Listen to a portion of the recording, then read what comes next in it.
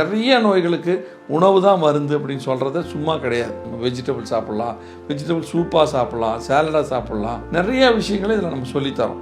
இது நிறைய நோய்களுக்கு ஒரு பெரிய சப்போர்ட்டிவாக இருக்கும், நிறைய நோய்களை கண்ட்ரோல் பண்ணும். ஒரு சமயம் நம்ம எக்ஸசைஸே பண்ணலைன்னா கூட அந்த டயட் நம்மளை மெயின்டைன் பண்ணிக்கும்.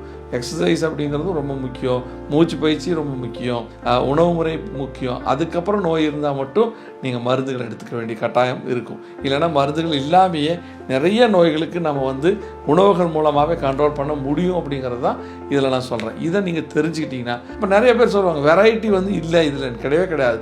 நிறைய வெரைட்டியாக நீங்கள் செய்யலாம். அப்புறம் தோசை சாப்பிட்ணுன்னா நீங்கள் பச்சை பயிர் மாவு பெசரட்டு மாதிரி செஞ்சு சாப்பிட்லாம். அதுலேயே நீங்கள் ஒரு எக்கை பீட் பண்ணி சாப்பிட்டீங்கன்னா ரொம்ப நல்லாயிருக்கும். ஒரு எக்கு முட்டை சாப்பிட்றீங்க, நல்லா பட்டர் நிறைய ஊற்றி நல்லா ஃப்ரை பண்ணி கூட நீங்கள் சாப்பிட்லாம். எப்போ கார்போஹைட்ரேட்டும் ஃபேட்டும் மிக்ஸ் ஆகுதோ அப்போ தான் அது கொலஸ்ட்ராலாக மாறும். அறுவை சிகிச்சை இல்லாமல் உயர்தரமான சிகிச்சைகள் வழங்கப்படும். சரண்ஸ் ஹாஸ்பிட்டல்ஸ்.